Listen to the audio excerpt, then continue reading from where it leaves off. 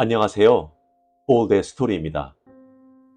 오늘의 이야기는 사람들 사이에 고요함을 포착하는 것으로 유명한 일본 작가 마루야마 겐지의 조용한 걸작입니다. 말하지 않은 말, 느꼈지만 큰 소리로 공유하지 않은 감정 말이죠. 오늘의 작품 제목은 버스 정류장입니다. 도시에서 집으로 돌아오는 딸이 더운 여름 아침 엄마와 함께 시골 버스 정류장으로 걸어가는 모습을 담은 아주 감동적인 이야기입니다. 그럼 편안한 마음으로 감상하세요.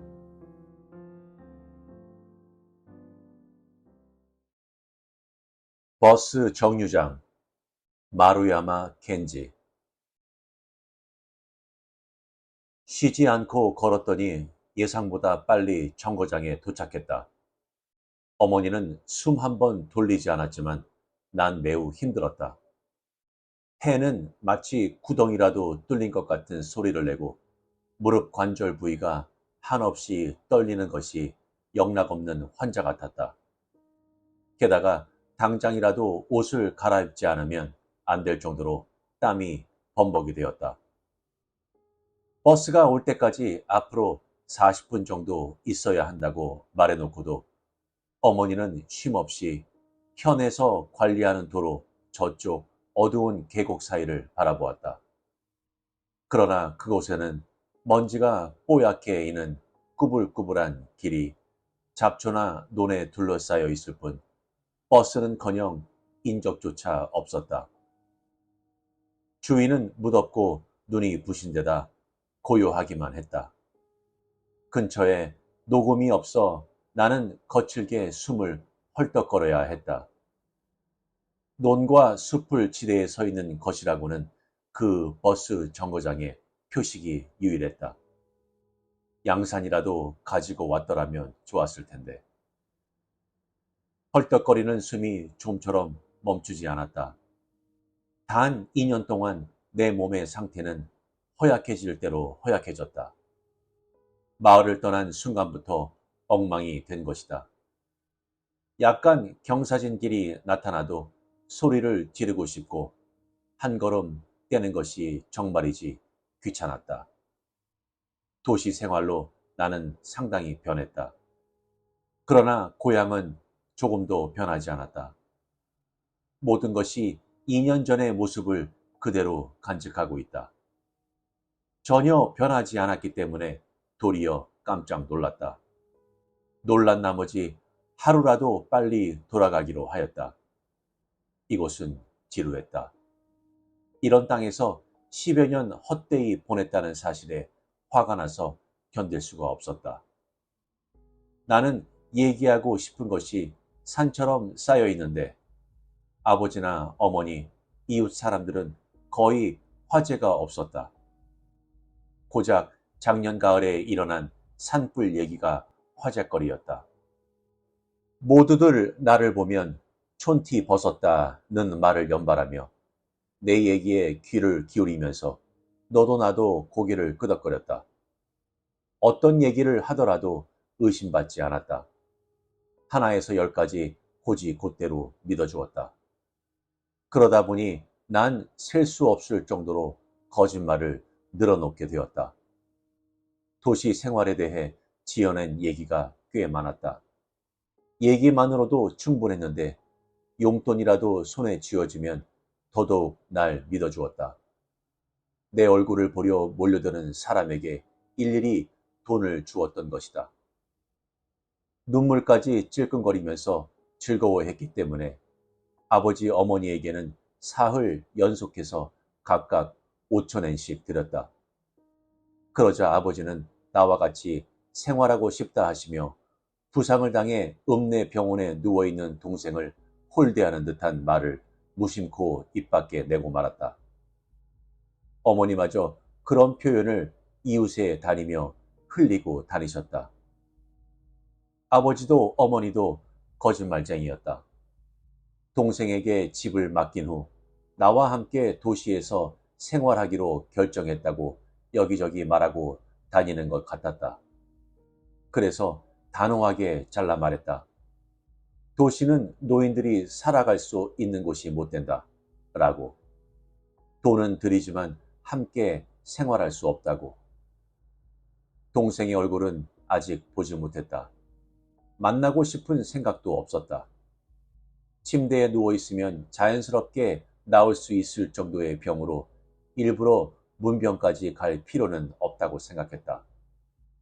그러나 부모님이나 이웃 사람들이 열심히 권유했기 때문에 돌아가는 길에 병원에 들를 것이라고 거짓말을 했다. 정말 즐거운 휴일이었다. 2년 동안 겪었던 어떤 놀이보다도 재미있었다. 3일 동안 한 방울의 술도 입에 대지 않았고 담배도 사람들 앞에서는 피우지 않았으며 남자들에게 기세 좋게 대들거나 하지 않고 매일같이 뒹굴거리고 있을 뿐이었지만 언제나 즐거운 기분이었다. 지루했지만 기분은 최상이었다. 오랜만에 고향으로 돌아와 보니 내 입장은 완전히 허공에 떠 있었다. 풍선처럼 떠다니며 지낼 수 있었다. 아버지도 어머니도 이웃 사람들도 나를 우러러보며 한숨만 쉬었다. 그러나 마지막에는 나도 피곤해졌다. 적당히 좋은 말만 짓거려대는 자신에게 정나미가 떨어질 대로 떨어져 마침내 내가 지갑에 손을 대는 것만으로도 여러 사람의 표정이 바뀌는 것이 느껴질 때 돌아가고 싶어졌다. 도시로 돌아가 같은 가게에서 일하는 여자들과 함께 술을 마시며 마음껏 떠들고 싶었다. 오늘 아침 일찍 일어나 돌아간다는 말을 하자 아버지는 울먹이셨다. 하룻밤만 더 자고 가면 안 되겠니? 하고 말씀하셨다. 효 사흘간 특별한 불만은 없었다. 단지 하나, 부모님이 중대한 질문을 하지 않았던 일이 불만이라면 불만이었다. 누구나 내 직업에 대해 자세하게 물으려 하지 않았다. 2년 전에 백화점 판매 일을 계속하고 있다고 생각한다면 세상 물정을 모르는 사람들이다. 혹은 대강 짐작을 하고 있어서 일부러 묻지 않는 것이라면 더더욱 쓸모없는 사람들이다. 그런 질문을 받았을 때 대답 정도는 미리 준비해 두었는데 말이다. 이제 그런 일은 아무래도 좋았다. 이로써 당분간 이곳에서의 일을 떠올리지 않고 지낼 수 있을 것이다. 나는 나였다. 나는 이곳 마을 사람들이 아니다. 게다가 약간의 부자였다. 지금 나는 고향의 그 누구보다도 많은 현금을 가지고 있을 것이다. 산이나 밭의 의미가 아닌, 그리고 저금액도 아닌 단지 지갑의 내용물을 서로 비교해 본다면 틀림없이 내가 최고 부자일 것이다. 그만큼 호기 있게 선심을 썼지만 아직 내 지갑은 불룩하다. 그런 내가 머리에 손수건을 두르고 쨍쨍 내리쬐는 햇빛 아래 서 있는 것은 도무지 어울리지 않았다. 이런 모습이라면 과거에 도시로 직장을 구하러 나가는 날과 조금도 다르지 않았다. 그날은 참담했었다. 아버지도 어머니도 울었다. 이웃 사람들도 손을 흔들어 주었고 반 친구들이나 학교 선생님, 동생, 그리고 나도 하염없이 울었었다. 내가 숲에서 풍기는 푹푹한 열기에 끊임없이 타격당하고 있는데 어머니는 여전히 땀 한 방울 흘리지 않고 기분 좋은 듯 앉아 계셨다. 쨍쨍 내리쬐는 태양을 어머니는 특별히 문제 삼지 않았다. 얼굴과 비슷하게 검게 그을린 손으로 내 가방을 소중한 듯 품에 안고 풀 위에 앉아 매우 즐거워 보였다. 어머니가 가끔 현도 건너편을 바라보는 데에는 두 가지 이유가 있었다. 하나는 버스가 오는 것을 확인하기 위함이고 다른 하나는 마을 사람이 지나가기를 기대하기 때문이다. 나를 돈 많은 딸을 분명 자랑스럽게 과시하고 싶은 것이다. 그것은 나도 마찬가지였다. 지금의 나를 되도록 만든 고향 사람들에게 보여주고 싶었다. 훌륭한 옷차림과 유행하는 머리 모양, 잘 다듬은 얼굴 모양, 비싼 핸드백 등을 전부 보여주고 싶었다. 근처 사람들뿐만 아니라 모든 시골 사람들에게 보여주고 싶었다. 읍에서 택시를 부리지 않는 이유는 그 때문이다. 버스 정거장에서 기다리고 있으면 두세 사람은 만날 수 있을 것이라 생각했는데 어디에도 사람 그림자는 없고 주위에는 정적만이 흘렀다. 컴컴한 계곡 쪽에서 불어오는 썰렁한 바람만 아니었어도 나는 지쳐 주저앉아 버렸을 것이다. 시원한 바람만이 의지였다. 달맞이 꽃이 살짝 흔들리고 풀숲 깊숙한 곳에서 울던 벌레 소리가 뚝 끊기며 계곡 물로 식혀진 공기가 나를 감싸주었다. 순식간에 땀이 식으며 정수리 부분까지 시원해졌다. 우리는 거의 입을 열지 않았다. 어머니가 먼저 입을 여는 일은 없고 나는 나대로 입을 열 힘조차 없었다. 가까운 읍에서 택시를 불러야 했었다. 그렇게 하면 열차 안에서 옷을 갈아입어야 할 정도로 땀투성이가 될 일은 없었고 지금쯤 벌써 고향 일 따위는 완전히 잊어버렸을 것이다. 냉방이 잘 된 차 안에서 편안하게 쉬며 당당하게 담배를 피우고 얼음으로 차게 식힌 캔 맥주를 마시고 있을 것이다. 그래, 맥주를 마시자. 우선 시원한 맥주로 목을 축이자. 열차가 달리는 동안 쭉 마시자. 그러면 기분 좋을 정도로 취해 그 아파트에 들어갈 수 있을 것이다. 동거하고 있는 그 여자가 얼간이 같은 남자와 함께 있더라도 나는 아마 아무렇지 않을 것이다. 가방을 방 한가운데 휙 내던지고 알몸으로 서로 껴안은 채 뒹굴고 있을 두 사람을 내려보며 큰 소리로 웃을 것이다. 그리고 위스키로 목을 축이며 여기저기 전화를 걸어 큰 소리로 밤이 밝을 때까지 시끌벅적하게 소동을 벌이자. 도시 동료들에게 술 없이 사흘 정도를 보냈다고 말해도 믿어주지 않을 것이다. 캔 맥주를 목구멍에 들이붓는 상상을 하는 것만으로도 목 언저리에 무더위 때문이 아닌 땀이 배어나왔다. 그러나 맥주가 내 손에 오기까지는 앞으로 1시간 이상이나 걸릴 것이다. 버스가 오기까지 30분. 버스가 읍내역 앞에 도착하기까지 적어도 40분. 버스가 아닌 몹시 낡은 승용차 한 대가 우리 앞을 지나갔다. 일단 지나쳤다가 다시 되돌아왔다. 운전하고 있는 남자는 황색 헬멧에 작업복을 입고 있었는데 어머니와는 안면이 있는 듯 했다. 어머니는 댐 공사에 와 있다며 좋은 사람이라는 사족을 붙였다. 그러나 난 그런 느낌이 들지 않았다.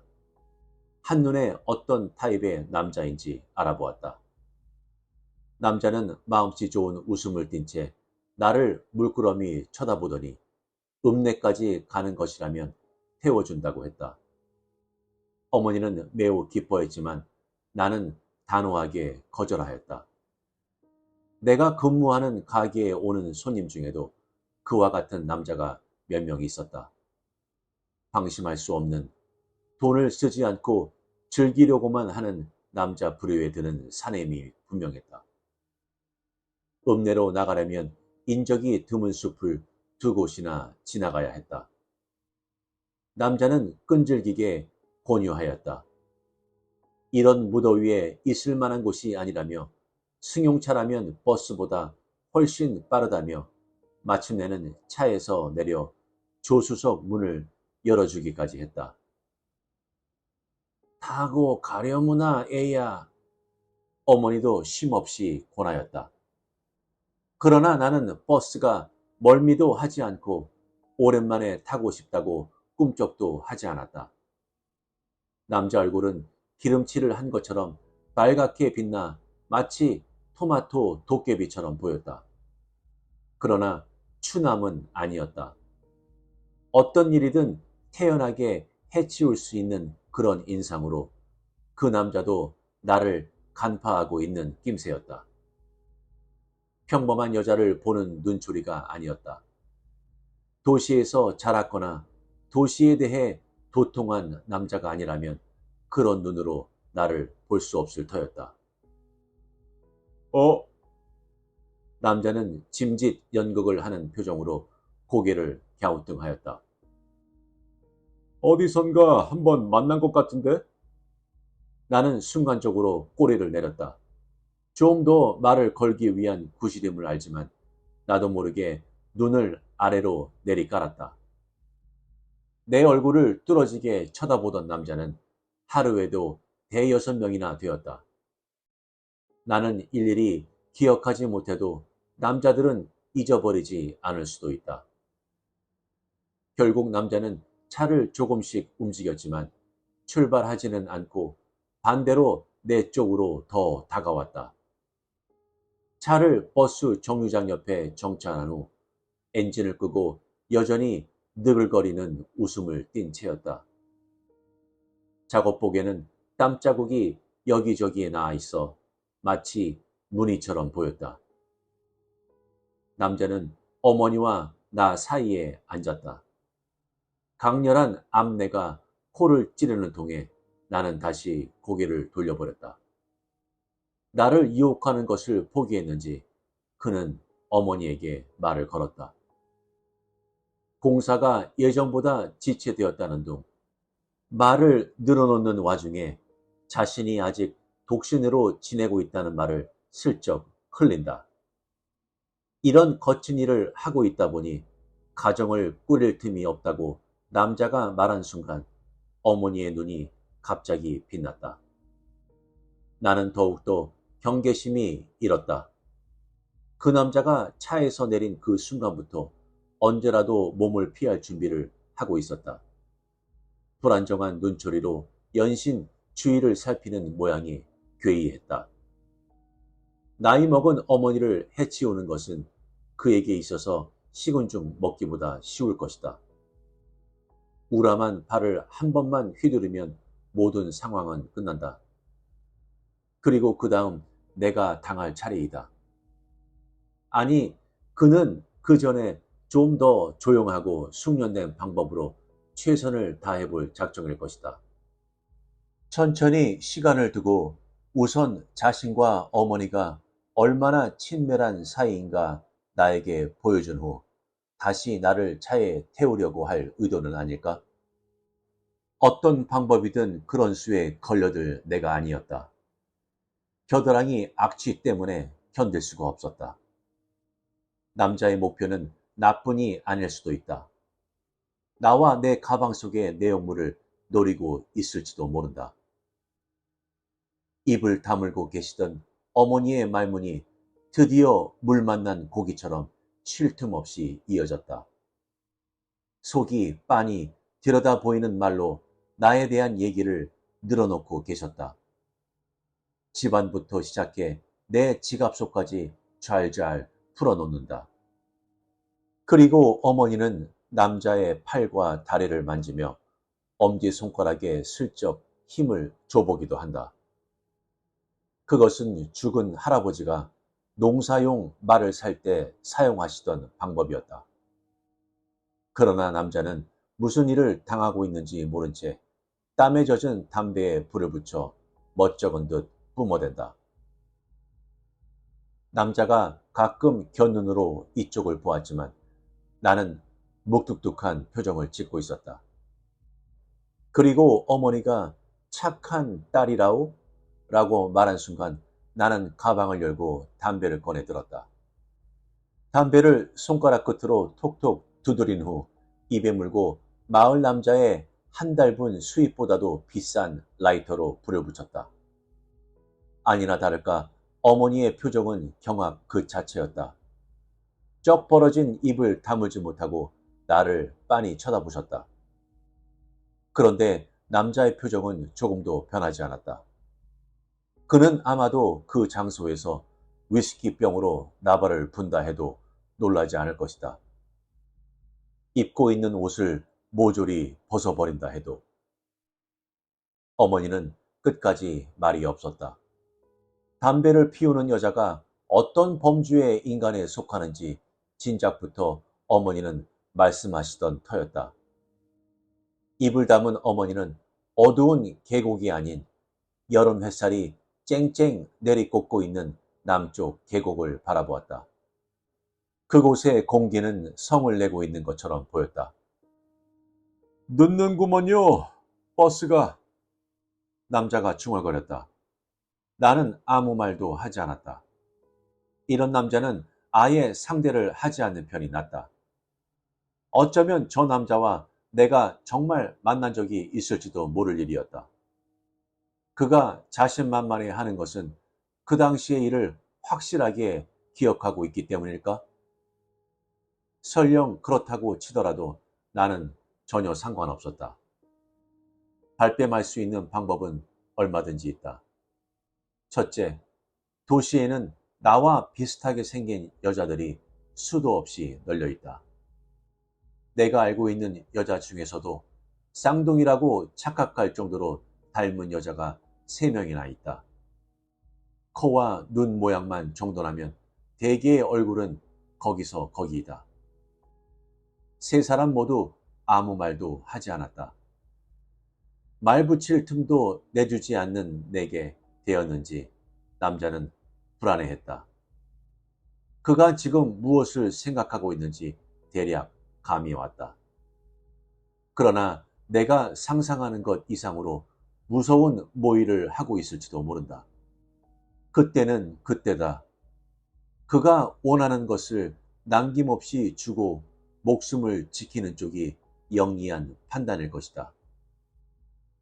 이윽고 남자는 묵묵히 일어섰다.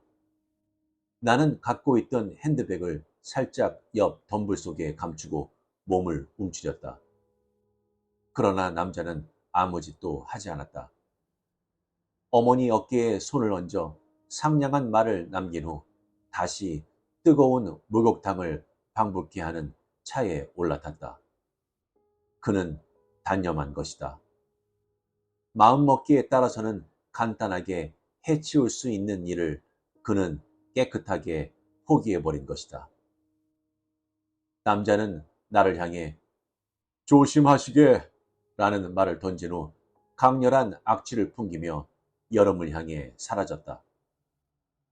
날아오르던 흙먼지가 풀과 벼 위로 떨어지며 하얗게 물들였다.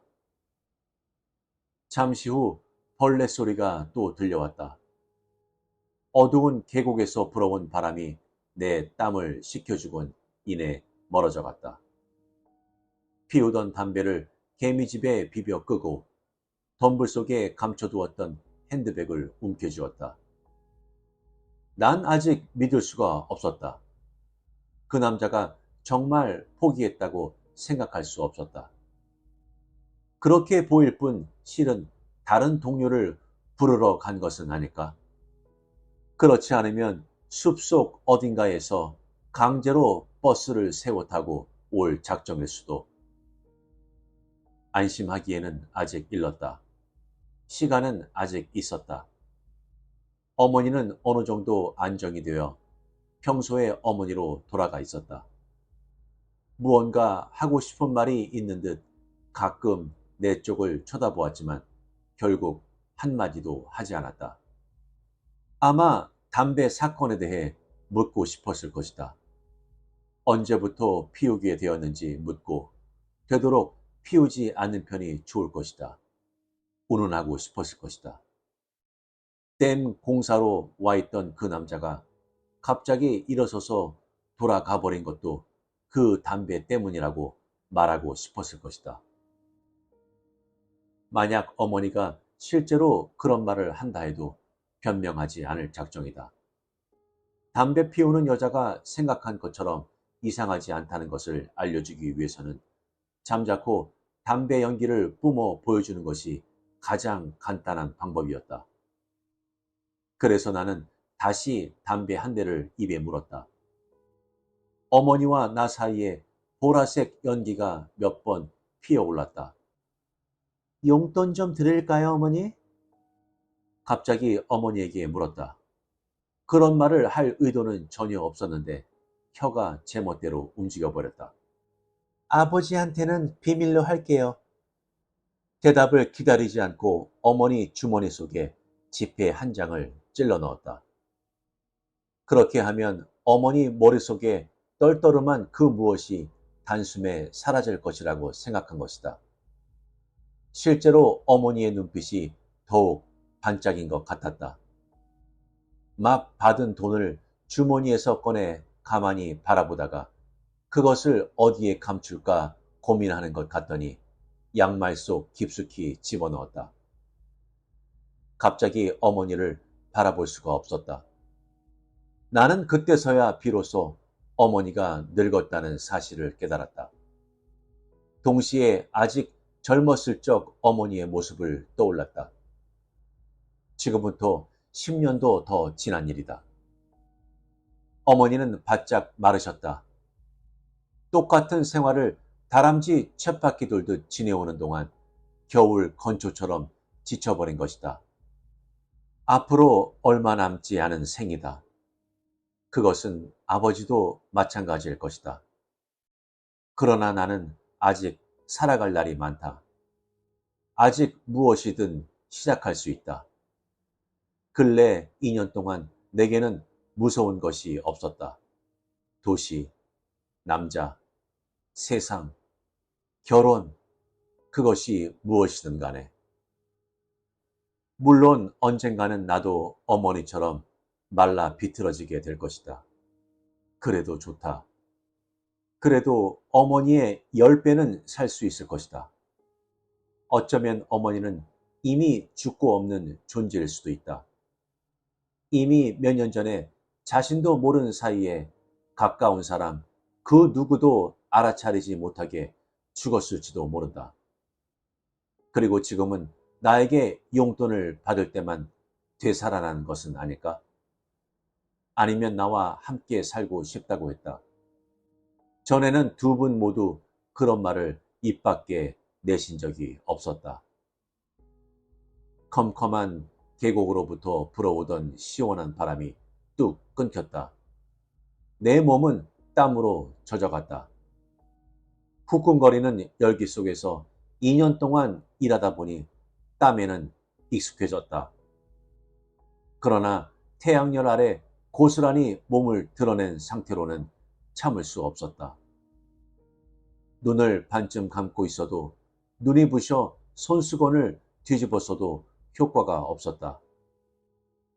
나는 일어섰다 앉았다를 몇 번인가 반복하여 어서 버스가 오지 않나 초조해하며 현도로 빠지는 길 건너편을 노려보다가 태연자약하게 앉아있는 어머니를 바라보았다.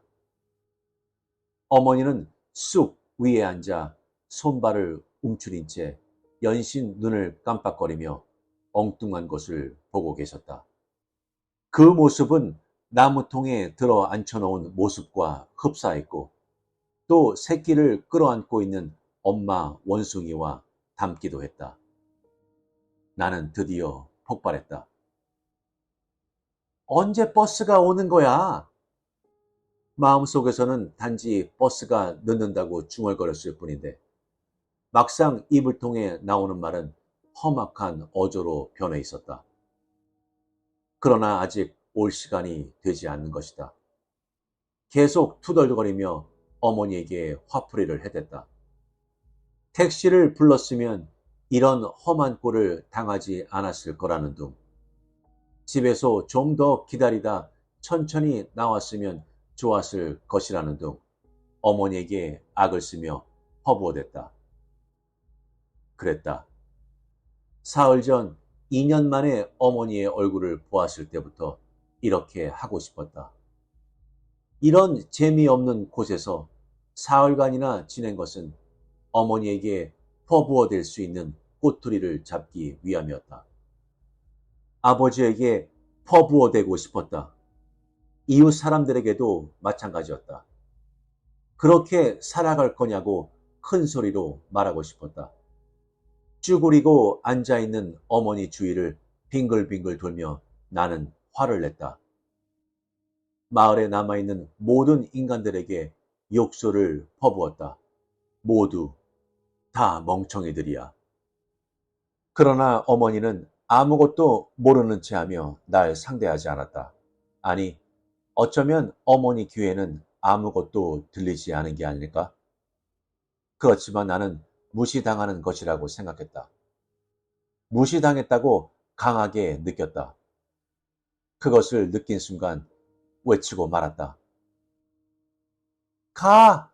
돌아가! 이제! 내가 아닌 다른 누군가가 외치고 있는 것처럼 들렸다. 어린애가 아니니까 나 혼자 버스 같은 거 탈 수 있어. 어머니는 움직이지 않았다. 나에게 등을 떠밀릴 때까지 움직이지 않았다. 나는 억지로 어머니를 일으켜 세워 집 쪽으로 밀었다. 어머니는 잠시 한숨을 쉬며 머뭇거리다가 이윽고 질질 끄는 발걸음으로 비탈길을 내려갔다. 어머니가 멈춰서거나 뒤를 돌아볼 때마다 나는 심하게 흔들렸다. 이유 없이 화를 내거나 발 아래 돌멩이를 걷어차기도 했다. 어머니의 모습이 둑 아래로 사라진 그 순간만이라도 버스가 왔다면 좋았을 것이다. 그렇다면 나는 상쾌한 기분으로 차가운 캔 맥주를 시작으로 다시 새로운 생활로 돌아갈 수 있을 것이다. 내가 어머니를 무시한 것이다. 버스는 오지 않았다. 도착 시간이 되었지만 주인은 조용하기만 했다. 움직이는 것은 아무것도 없었다. 이런 곳에 버스가 늦는 일은 흔했으나 결국 나는 발끈하고 말았다. 갖고 있던 핸드백을 머리 위에서 마구 흔들어댔다. 핸드백을 붕붕 돌려대는 나에게 두 여자가 덤벼들었다. 머리를 풀어헤친 채 날카로운 목소리로 울부짖으며 막 닫은 가게 안에서 두 사람을 쫓아다녔다. 모두 재미있어하며 날 제지하려 하지 않았다. 한 여자는 사투리를 흉내내며 나를 놀려댔다. 그리고 다른 한 여자는 이렇게 말했다. 그 얼굴로 이런 장사를 잘도 하겠구나라고. 지금은 사투리가 섞이지 않는 표준어를 구사할 수 있고 돈을 들인 덕분인지 얼굴도 한결 예뻐졌다. 그래도 동료 여자들과 늘상 싸움질을 해댔다. 손님이 적은 날에는 누구나 안절부절 못했다. 그때마다 나는 핸드백을 돌려댔다. 핸드백 입구가 열려 화장품 도구가 쏟아지고 지갑 내용물들이 공중에서 춤을 추었다. 만약 돌풍이라도 불고 있었더라면 감당할 수 없는 일이 벌어졌을 것이다. 다행히 바람은 없고 지폐는 내 주위에 떨어져 내렸을 뿐이다. 그래도 나는 이쪽 저쪽 부지런히 손발을 벌려 돈을 주워 모았다. 몇 번이고 몇 번이고 세보았다. 아무래도 한 장이 부족했다. 아까 어머니에게 용돈이라고 드렸던 것을 생각해내기 전까지 미친 듯이 풀숲 여기저기를 헤매고 다녔다. 돈을 지갑에 잘 집어넣은 후 핸드백 깊숙이 넣고서 핸드백을 꽉 안았다. 아기라도 껴안은 듯 가슴에 꼭 안았다. 아직 버스는 보이지 않았다. 집을 향해 걸어가고 있을 어머니 모습을 상상했다.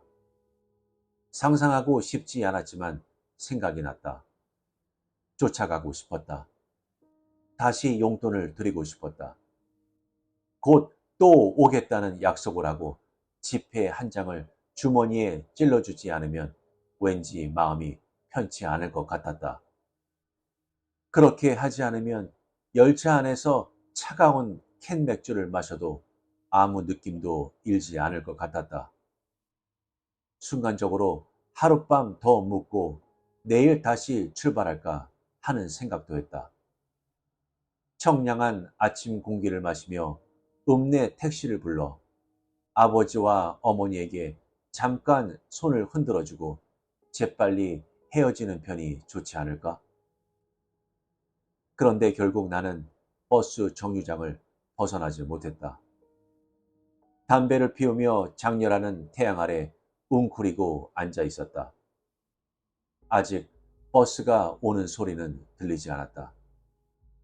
달맞이 꽃 밑에서는 여전히 벌레가 울고 있었다. 어두운 계곡 쪽에서 시원한 바람이 불어와 내 몸을 간지리고 지나갔다. 나는 떨고 있었다. 이런 무더운 날씨에 이렇게 떨어야 될 이유를 나도 알 수 없었다.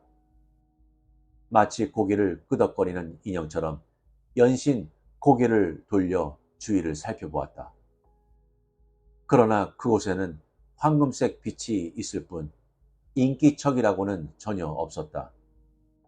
이곳이 만약 도시였다면 설령 한밤중이라도 하더라도 최소한 달맞이꽃 수만큼이나 많은 사람들로 득실거렸을 것이다.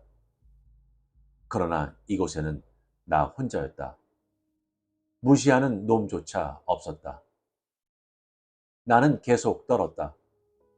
병에 걸린 것도 아닌데 한여름에 찌는 듯한 무더위 속에서 심한 오한이 느껴졌다. 온몸에 힘이 빠져나가고 초조해야 할 기운조차 사라져 태양 아래 멍하게 앉아 있었다. 일사병이라도 걸린 것이 아닌가 생각될 정도였다. 알고 지내는 몇몇 여자들과 모여 술을 마시며 떠들썩하게 놀았지만 아무것도 없었다. 그런 기분이었다. 고향을 떠나고 한동안 전철 안에서 떨기도 했고 울기도 했다.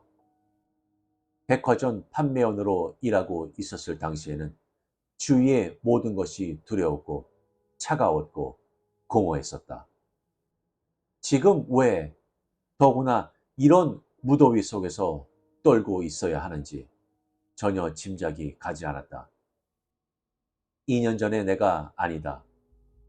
누구의 힘도 빌리지 않고 살아갈 방법을 알고 돈도 갖고 있다. 그 순간 갑자기 생각났다. 댐 공사장에서 일하고 있다는 예의 그 남자가 혹시 다시 나타나는 것은 아닐까 하고 그 차가 다시 눈앞을 지나가는 일이 있다면 나를 손을 들어 정차시킬 것이다. 그리고 그 남자가 채 말을 걸기도 전에 조수석에 문을 열고 올라탈 것이다. 그러나 아무도 지나가지 않았다.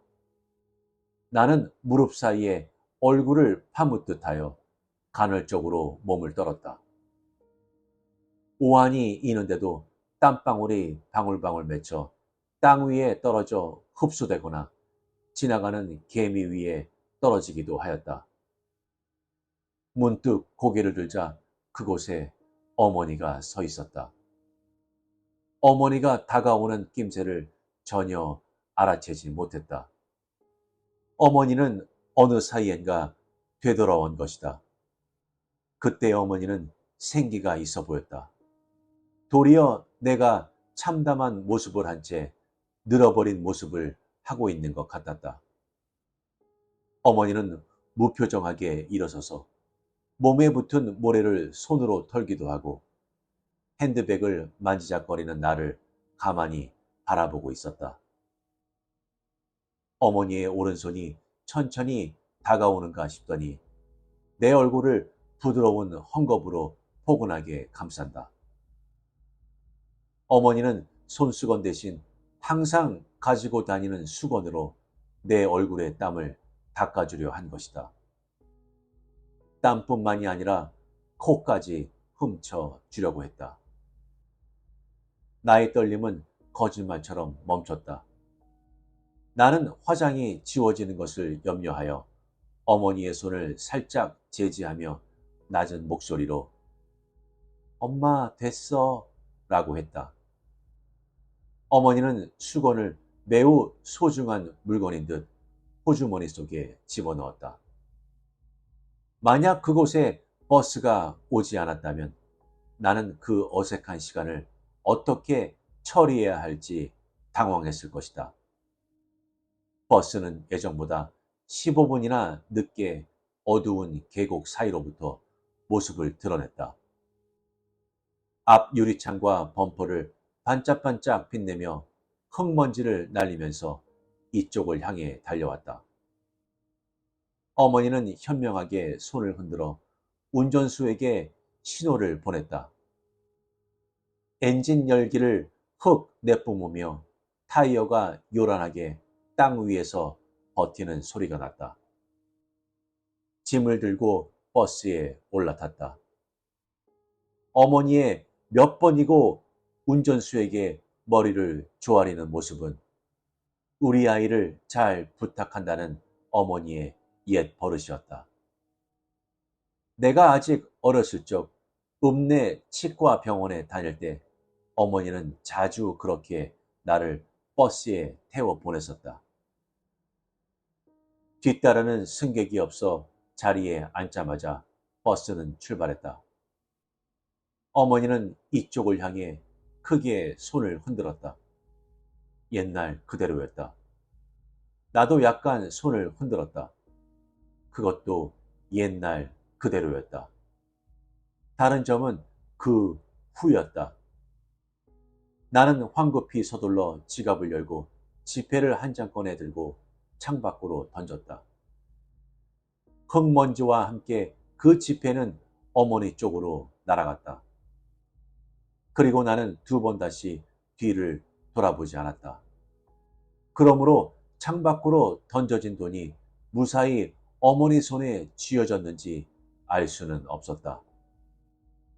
돈을 던진 것을 안 어머니가 당황하여 부산을 떨며 그 돈을 주었을 수도 있고 알아차리지 못한 채 아직도 이쪽을 향해 손을 흔들며 서 있을지도 모른다.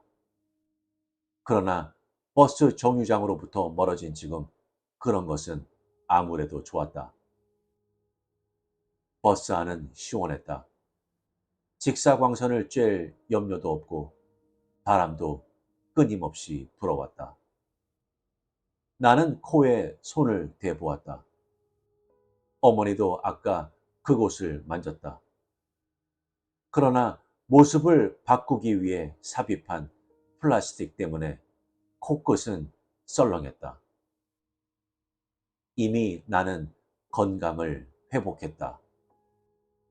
다시 맥주를 마시고 싶다는 생각이 강렬해졌다.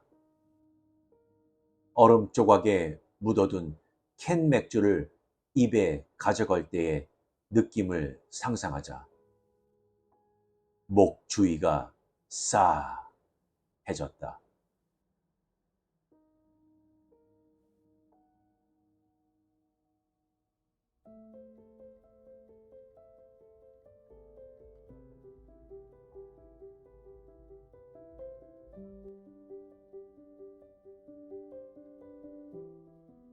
어떠셨나요?